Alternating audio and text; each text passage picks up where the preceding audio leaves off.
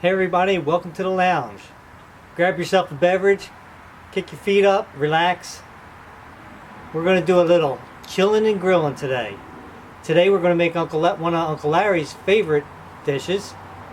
I like to call it Uncle Larry's grilled shrimp bacon mac attack. That's right. Stay tuned for this one. It's going to be good. So I just want you to relax. There's always bugs around here. Sorry about that. Relax. Like I said, get your feet up. You're going to be hungry for this one. I'm going to tell you that. And you're going to want to try it out. I still stand behind my statement about, that some alligators should probably leave their shirts on. I'm not going to mention any names. Simon. So please, all you alligators out there that, don't like that statement, please, don't be hating on me. Don't attack me. Anything like that. Just, it's all good. I'm entitled to my opinion. It's just one man's opinion. Anyway, I'm going to fire up the grill now. We're going to get started. Okay, we're going to go through the list of ingredients now. I got my man Tom here on the camera. Hey. And he's going to type all the ingredients in the description this time so that we can, he's going to do a little extra work this time. So anyway, we'll go through the ingredients right now. Right here we have a half a block of Vermont Sharp Cheddar. We have a half a block of Fontinella cheese. We have 4 tablespoons of butter, 4 tablespoons of flour, 2 cups of milk. We got some Worcestershire Sauce. Yep. We got ground mustard, pepper, salt. We have a half a box of elbow macaroni. Because that's all that we're going to be making today. We have seasoned salt, olive oil, got my measuring spoons, got some skewers, got my shrimpies. We got Panko breadcrumbs, but you could use any breadcrumbs that you want, really. And of course, last but not least, we have 5 slices of bacon. That's right. I'm not even going to say it. Anyway, we're going to cook that first. Actually, we're going to marinate the shrimp first. So I want to show you how to do that real quick. And then we're going to, while that's marinated, we'll start up the bacon. It's real easy. This is what I do. Pour a little bit of olive oil. Pour a little bit of olive oil. Not a whole lot. I don't measure that out because you really don't need to. Mix up your shrimpies a little bit. And then I like to take my seasoned salt and dump quite a bit of it in there. Okay? And then take some pepper.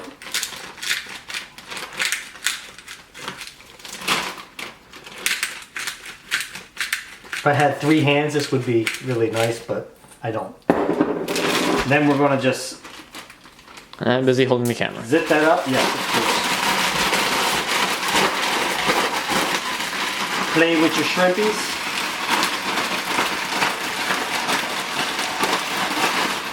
Doesn't look that good, does it? But it is.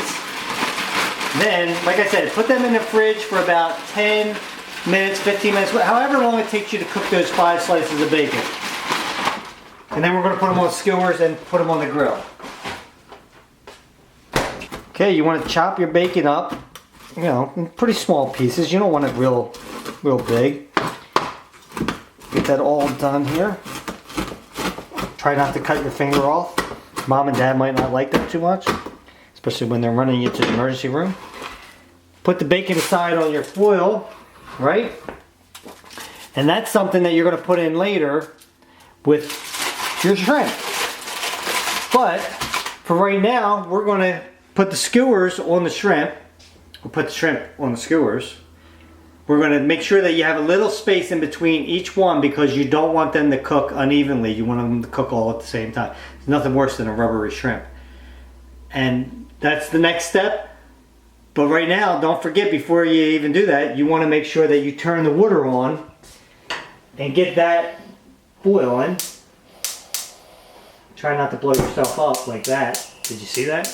Yeah. Okay, so we're going to get the shrimps on the grill. We'll put them like this. Actually, it's better to put them like that. Get them going. One of the things you got to remember with shrimp is that you don't want to overcook them, because then they get all rubbery. You just want to make sure that they're not translucent anymore. You want to make sure that they're cooked all the way through. I'm going to put that plate in the house and get me a fresh plate because there's seafood. Matter of fact, somebody mentioned something about putting my tongs, you know, that you should go wash them. No, I don't need to wash them. They're in the heat. Don't gotta wash them. They're getting cooked right now. No germs. Okay, so let them go for a little while. I'm gonna get me a new plate. Okay, you want to turn them over now. Remember, you can flip these several times. It doesn't really matter. You just don't want them to burn on any of the sides. And like I said, you want to make sure that they're cooked all the way through. Also, make sure you have your grill on low. That's pretty important. You don't want them to cook too fast. They're looking delicious. Okay, so take the last two off and put them over here. They're all done now. And we'll take these in the house. Might as well just turn off all the gas right now. Close the grill up. Take them in the house. Cut them up in pieces. Okay, we're ready to cut our shrimp up. But before we do that, our water's starting to boil. So what we're going to do, take the lid off of that and get our macaroni in there, get that started.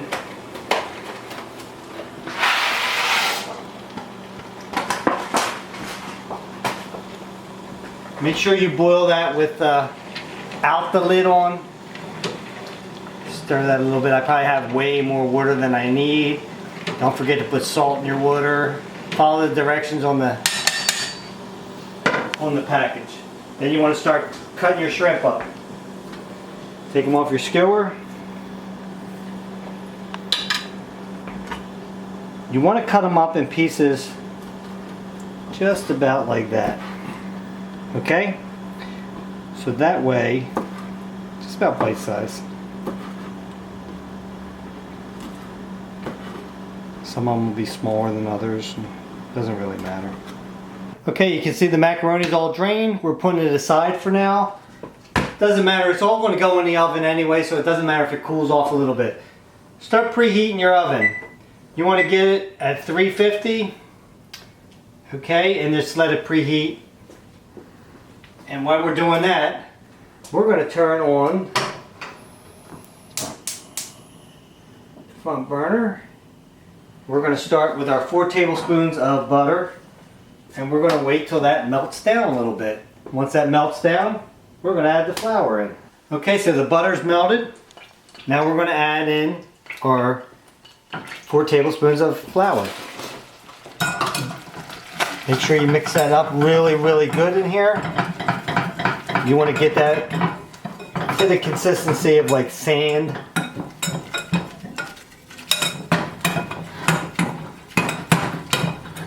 Remember, your whisk is your friend. Keep whisking. Just keep whisking, just keep whisking. What do we get? A copyright. Okay, so when it gets like about like that, you don't want it to turn brown. That's pretty important. Don't let it turn brown. Then grab your milk and start pouring in your milk. You know, sometimes you can pour it in a little bit at a time, so you don't want that to cook up that flour in there, or just pour it in all at the time, and just make sure you whisk like crazy. And we're going to do this until it gets thick and bubbly. You see how it's bubbly right now? So that's about perfect right now. Matter of fact, make sure you just keep on stirring that stuff. But now we want to add our cheeses. So we're going to add the Sharp and the Fontinella in there. Make sure we get as much as we can in there. Kind of didn't get all that in there, so we can stir that up a little bit. It melts pretty fast. Okay, so we're going to add some pepper. Uncle Larry is a fan of pepper, in case you guys didn't know that. I might as well bring that up again, huh? Okay. I think I said a half a teaspoon of this. That's about my half teaspoon. And I think I said 1.5 teaspoons of seasoned salt. Is it coming out? That's about my 1.5 teaspoons. And 2 splashes of this. Splash, splash, splash. Oh, 3. Okay. I lied, it was 3. All right, stir it all up.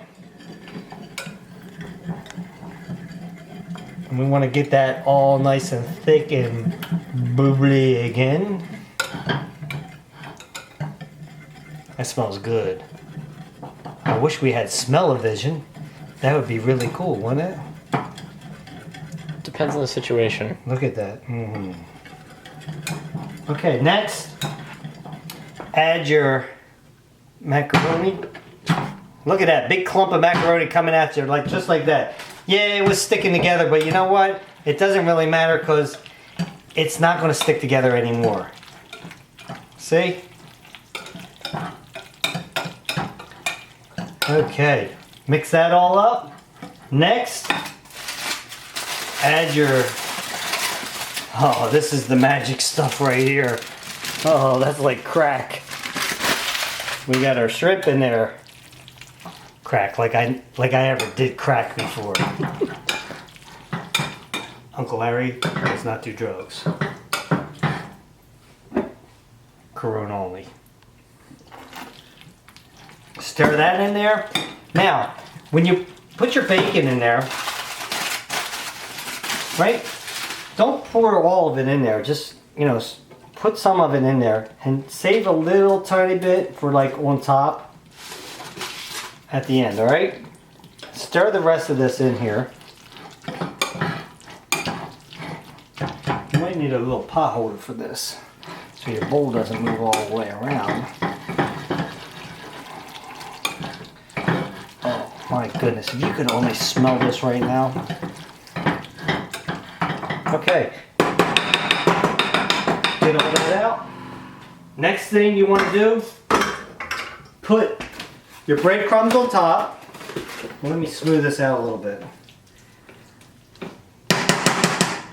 Smooth that out. Put your breadcrumbs out. Sprinkle them on top. Okay. The rest of your bacon,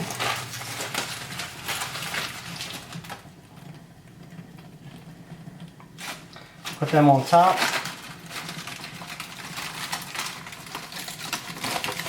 Don't waste any bacon. It's important. Do not be a bacon waster. Okay, turn off your flame. Take your casserole dish, put it in the oven. Right? Put it in there. Put her on about 10 minutes right now. And then check her in 10 minutes. If it's not, you want it a little bit brown at the top. Once it's brown, take it out, serve it up. Delicious. Alright, so we went about 15 to 20 minutes in the oven. The breadcrumbs aren't really brown, but that doesn't really matter. You got brown around the edge. It's definitely done. We're just going to put that out, set it aside. You know, fill up our plates or our bowls, whatever you want to put it in. And then I'll meet you at the lounge and we're going to enjoy this.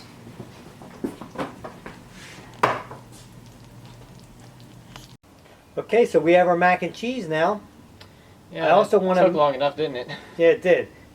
Don't pay attention to the clock, because I saw somebody make a comment about the clock. It doesn't make any sense. It's like, well, Rosehayn built in an hour. You can show before and after and show a clock in it.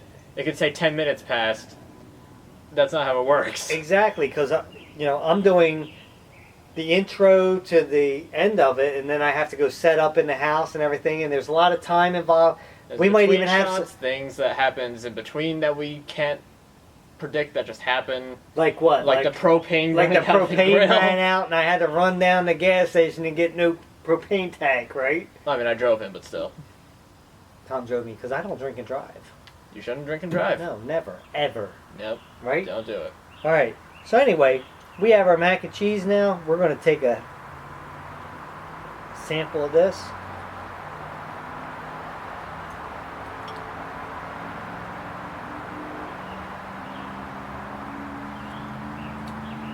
It's the best mac and cheese I've ever had. What do you think, Tom? 9 out of 10, it's okay. Okay. I get it okay. 9 out of 10? Oh no, is it... Did you rank me a 9 out of 10? Yes. Okay, I'll take that. It's hard to get anything out of Tom, like a compliment. So anyway... It's not that hard. Yeah, it is. Anyway, till next time. We'll be chilling at the lounge, right, Tom? Mm-hmm. And we'll be ready to sit back, relax with a drink, and have a good time, and we'll see you. Damn it, Tom.